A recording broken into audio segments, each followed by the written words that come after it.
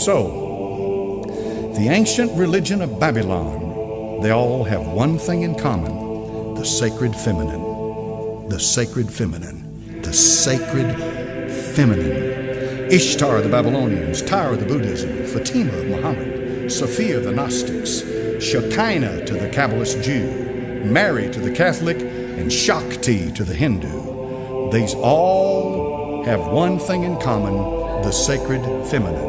And the sacred feminine is going to take you back to the source of light. Because the light that resides in that place that Plato talked about, you need a path to get back to that light. Listen, this is important. She is the one to take you to that light. Now, I'm going to give you a guess. Tell me this morning, who do you think that light is? You remember what this subject's all about? Lucifer. He's the light bearer.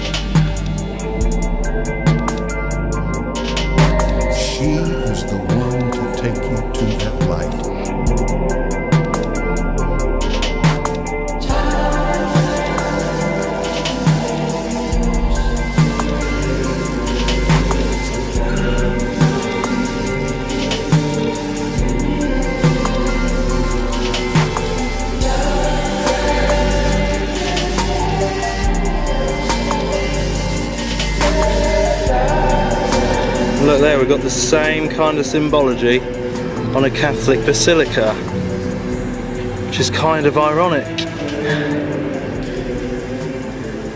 I'm here today at Washington DC with this big shrine to the Catholic Church here of the Immaculate Conception to have a deeper look at what it's all about. What an eerie place.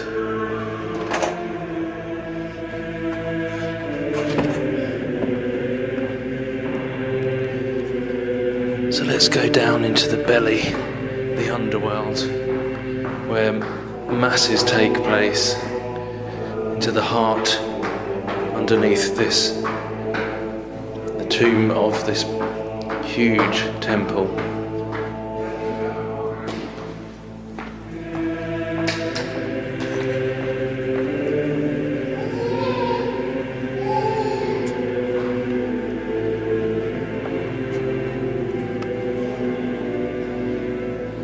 I mean, we're underground right now.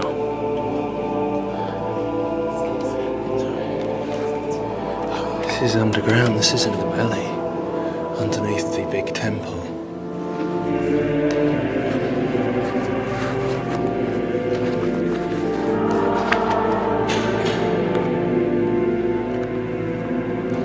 So much symbology in here.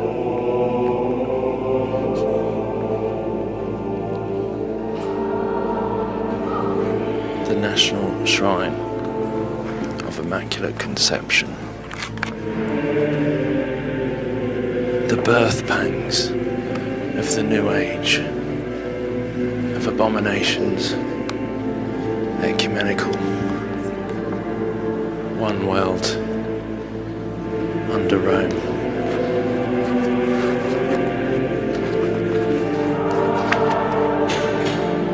It's like an expensive hotel. One of those 5-star ones in Vegas.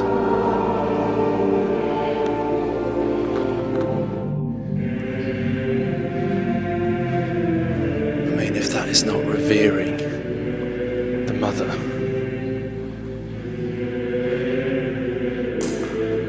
Europa.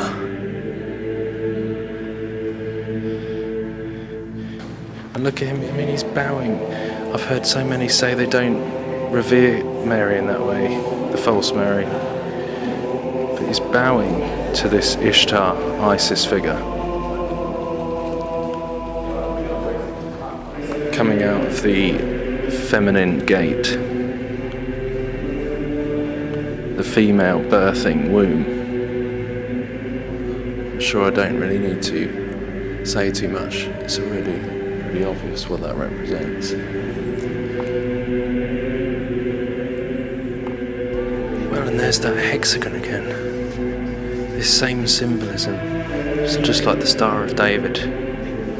The hexagon like we saw in the other place.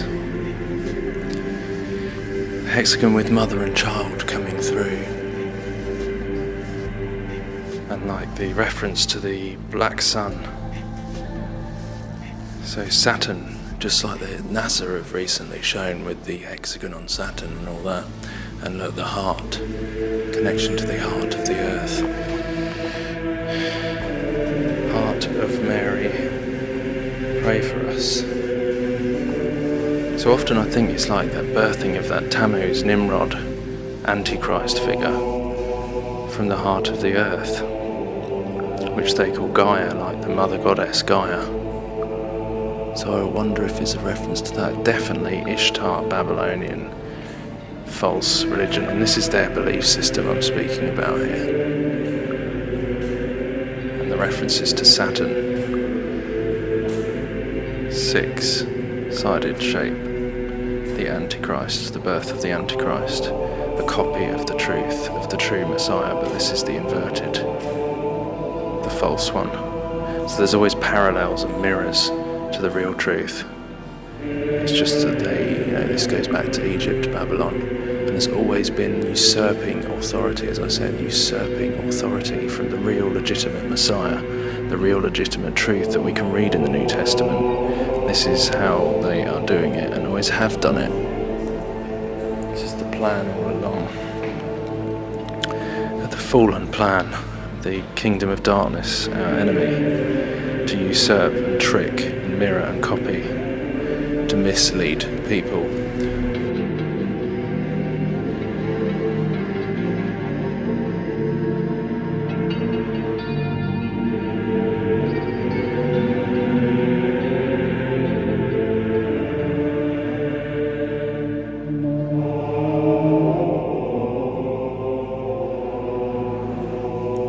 Look, pillars and archways, all the same designs as the other places, and she's sitting on a foundation stone there behind these pillars where the veil would be, like in the Holy of Holies again. Same representation, the Mother Goddess, Semiramis, Diana and Child, the false Mary.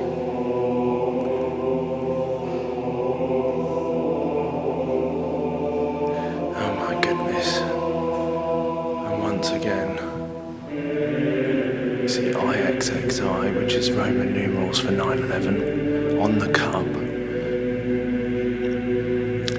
The Frankists and other secret societies, there is this belief that they need to fill up this cup of sin, make people turn to bad, which you can see happening, in order to provoke their Christ to come, which they think is the real Christ.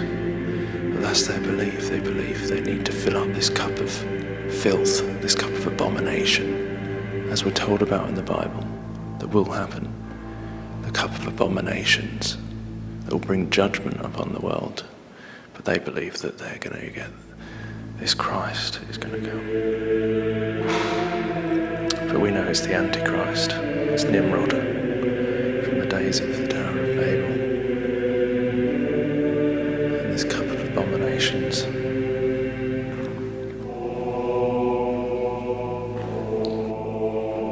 Mate!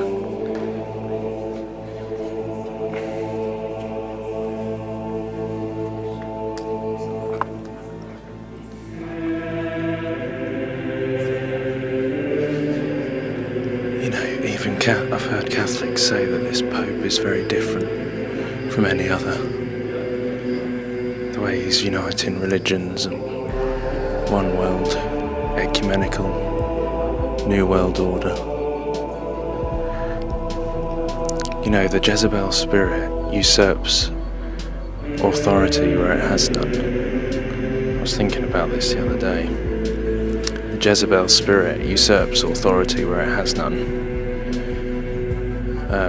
And this is kind of the way this new ecumenical religion, Babylonian New Age religion, is working.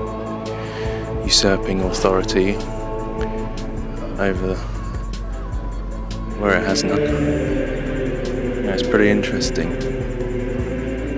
Usurping authority over the man, over Jesus, the true king, the queen, usurping illegitimate authority.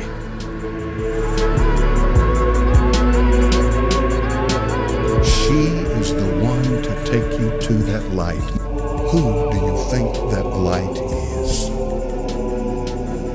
Lucifer.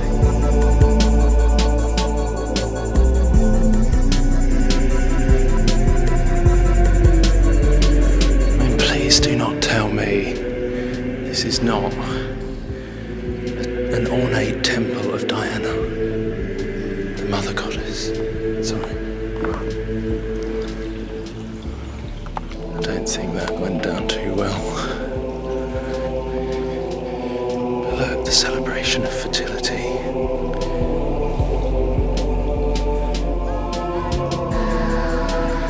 The birth of Tammuz.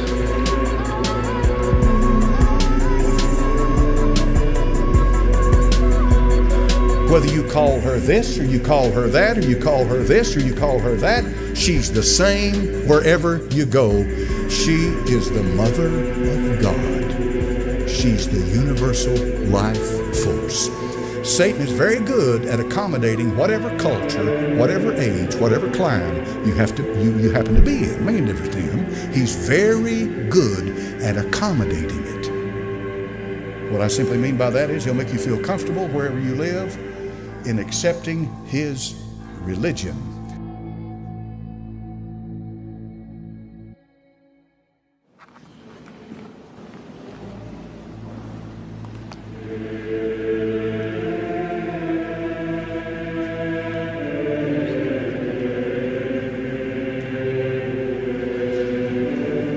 See, look, even here it's saying to receive the scroll and to break open its seals.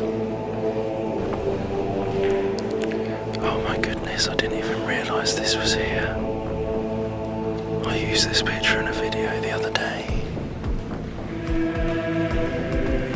That is Napoleon the Destroyer. Mars, the Roman god of war.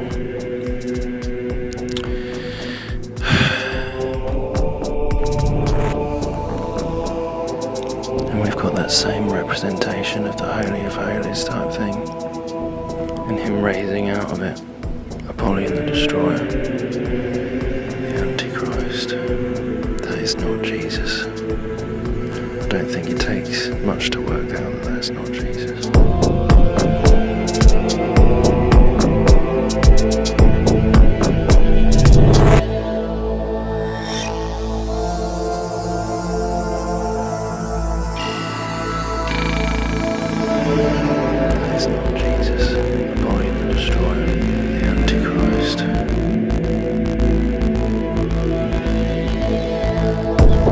Our coverage this morning of Pope Francis in America with Nora at the White House. Nora? Thank you, Gail. You know, Pope Francis is also going to celebrate his first Mass in the United States, and that is at the Basilica of the National Shrine of the Immaculate Conception. Now, he is the third Pope to visit the Basilica that is on the Catholic University of America campus. And Chip Reed is there to show us what to expect this afternoon. Chip, good morning. Well, good morning. You know, around here, most people simply call it the Shrine, and it is a beautiful building. It is the largest Roman Catholic church in America. In fact, they're expecting about 25,000 people here this afternoon to see and hear the Pope celebrate Mass